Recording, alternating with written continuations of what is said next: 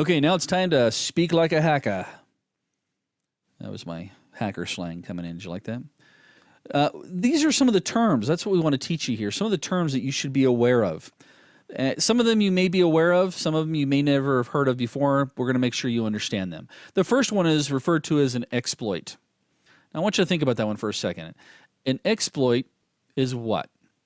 It's a way of circumventing security. And there are different types of exploits. It could be a software exploit. It could be an exploit based off of physical issue. Maybe they've got a card key access into a door. Well, if I just simply tailgate somebody, that's an exploit that I could implement or I could take advantage of.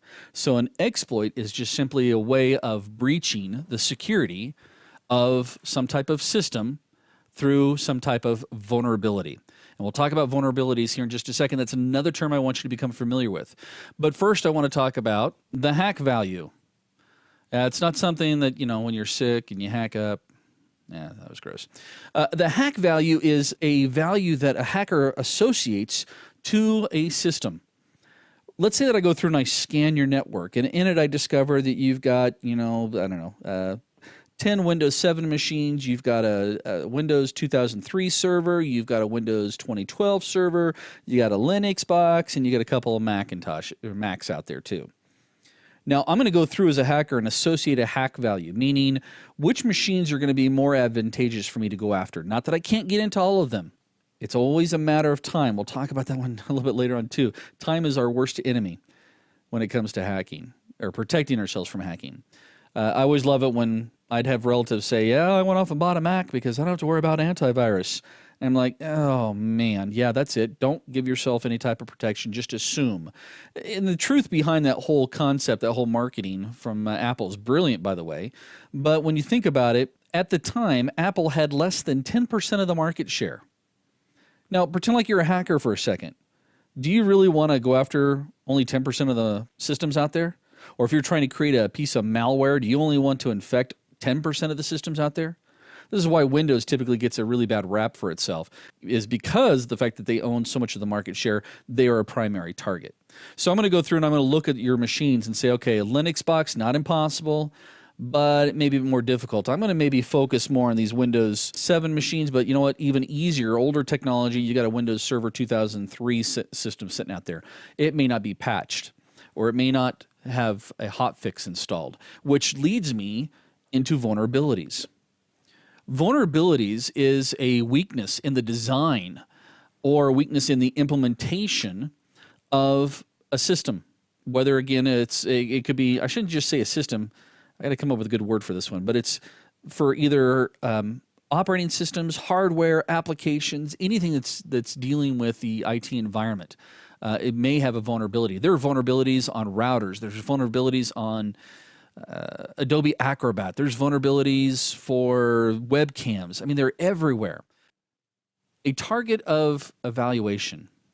Now, what we mean by this term is some type of system, an application, a device, a component, a person that the hacker has identified as a device that requires a security evaluation.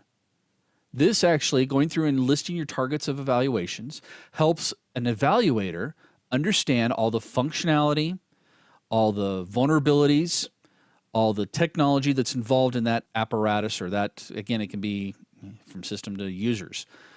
So we need to go through and evaluate those.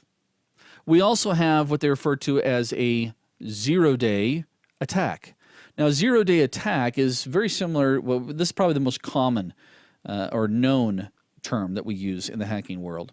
A zero-day attack is an attack that a hacker can issue against a target where there's been no patch or fix deployed.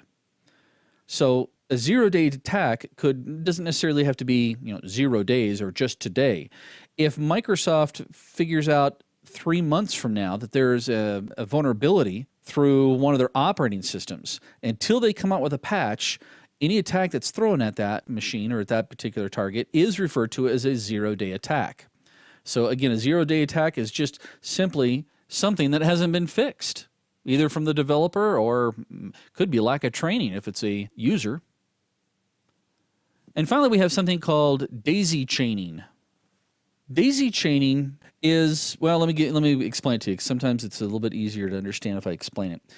Daisy chaining is, let's say that I come into your network and I scan your network and I see that you've got these Windows 7 machines out there, you've got some servers out there.